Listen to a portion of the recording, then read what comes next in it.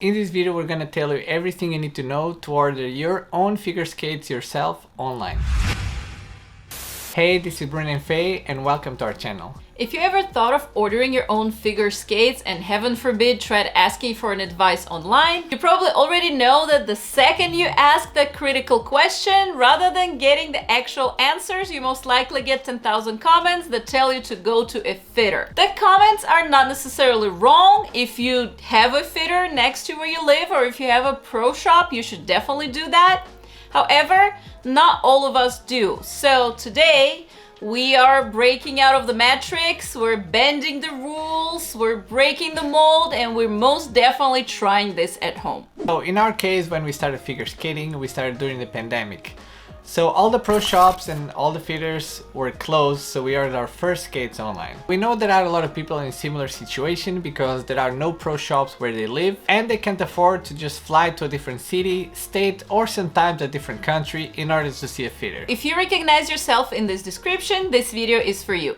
So the first thing you want to figure out is which skates you want. There are multiple brands out there and all of them have different models with different level of stiffness and meant for different activities. So before you go ordering anything anywhere at all, you gotta figure out for yourself the most important things.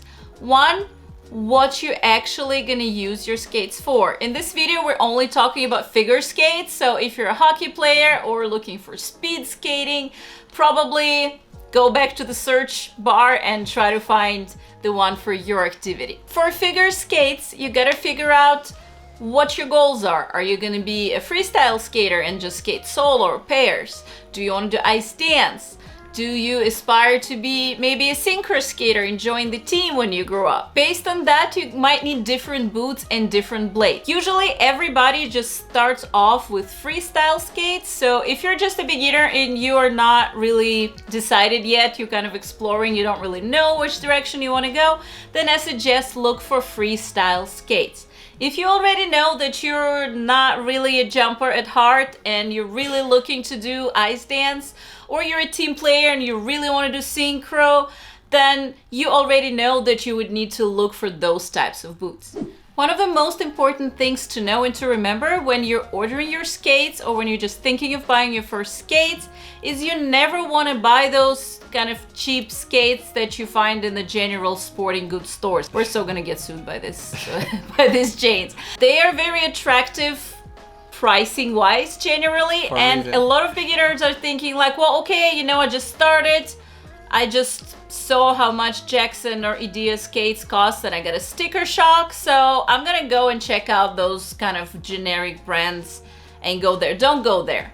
Just trust the generations of figure skaters who already went there and regretted it. Just don't. Those skates are not meant for figure skating, even though they might be labeled that way. They're meant for recreational skating. So it's when you go skate on a lake with your friends, you're basically just doing laps and circles, skate in a straight line and not really trying to do anything else there. For figure skating, they tend to be way too soft. The easiest way to tell whether a skate is meant for the actual sport or if it's more recreational is to look at these holes that the laces come through. If the skate is more for recreation, they would usually have little plastic rings around those holes because the leather itself is too soft to hold the lace when you pull it.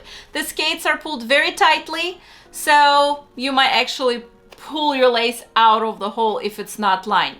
If the skates are meant for sport, the leather is way stiffer, so they don't need the plastic rings anymore.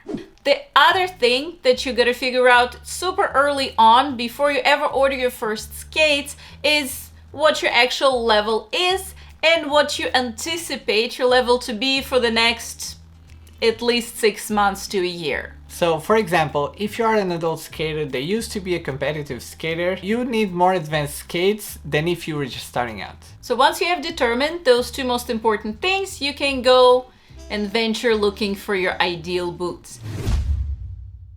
So the next important factor is stiffness. All boots have a stiffness rating that the brands use to communicate how stiff your boot actually is. So the higher level the boot, the stiffer it's gonna be. The level of the boot corresponds with the level of the skater, which is why it's important to know where you're at. So most brands would have a table on their website that lists a number of skating elements that correspond with certain boots. These are meant to help you figure out which models you should look at. Stiffness rating is very important because if your boot is too soft or too stiff for you, it's gonna hinder your skating majorly, and you will struggle doing certain elements or even skate at all. So you gotta be really careful when choosing the model for your skates. There's a common misconception that the more advanced the boots are, the better.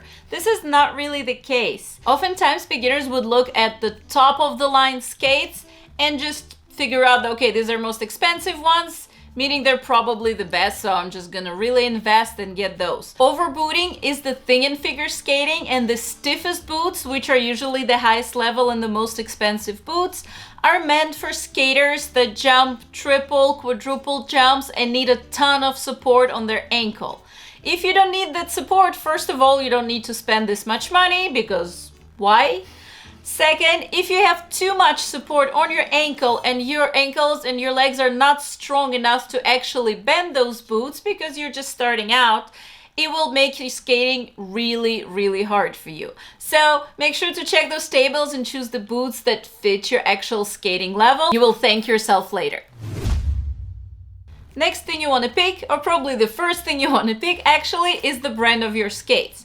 Now, we're not going to provide much comment on that because this is purely a matter of personal preference. Some skaters like some brands more than others, everybody has their favorite. There are huge Holly wars all over the online space about which brand is good or bad and why. So basically, ideally, if you have a store next to you, you want to go try on a bunch of them and figure out your favorite. If you do not have a store, then whichever area you are at, just find a brand that actually ships skates to where you're at online, and I guess that is gonna be your choice. But something to keep in mind is that some brands have skates that are meant more for narrow feet, while others are meant for wider feet.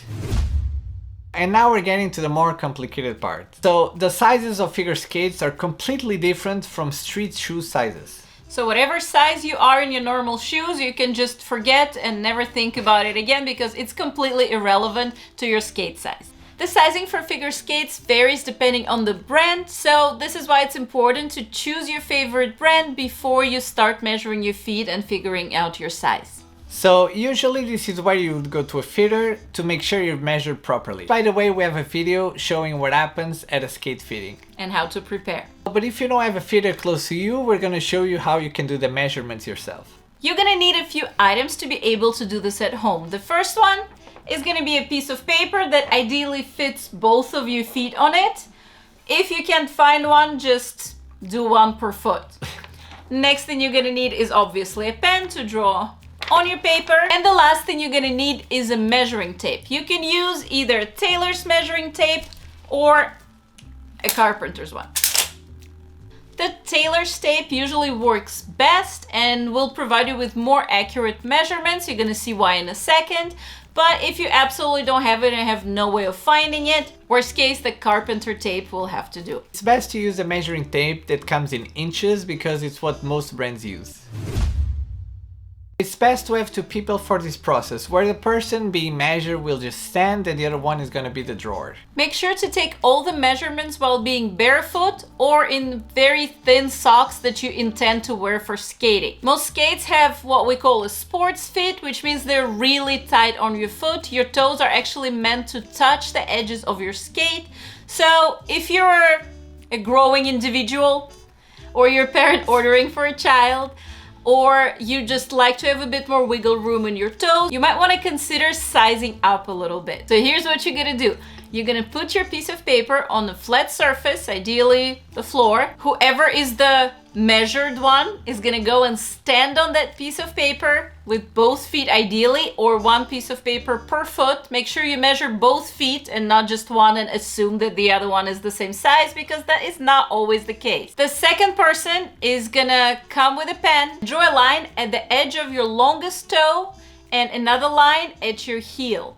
It is very important to keep the pen absolutely vertical and not curve it under your toe and under your heel, because this is gonna hinder your measurements. Now you can take your feet off the paper and measure the distance between the two lines you have drawn. This is gonna be your length. If your feet are slightly different in length, you want to use the measurement of your longest foot. So once you have the length measurements, look at the size chart of the brand that you chose. Keep in mind that different brands have different sizing. So if you already have skates in one brand, it doesn't mean the other brand is going to be the same size.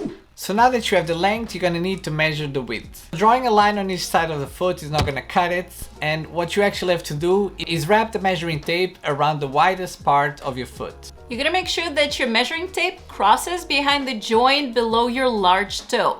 So if you have bunions, you're gonna measure over those, don't forget to include them. This will also cause your measuring tape to go a little bit at an angle, and that's okay. And this is gonna be your width measurement. Once you have that, once again, go back to your chart and figure out which width of the skate you're at. The width I usually listed in letters rather than numbers, so instead of having 10,000 sizes, you will likely be A, B, C, or D size. Some additional things to remember are that your height and weight also matters in choosing your skates. So if you're a child or if you're a parent buying skates for your child, you can refer to the tables and recommendations provided on the brand website. Those most likely are going to be accurate.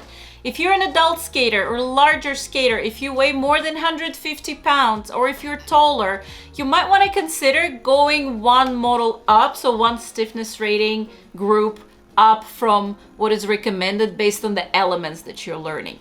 Just because with more weight, we bend our ankles more easily. So in our case, for our first skates, we didn't buy the lowest level of skates, we actually bought a little higher. Because we're adults and we wanted to make sure the skates lasted a little longer. If you're just looking for your first skates, most entry-level models include the blades, so they come with blades already attached and already as a kind of a set.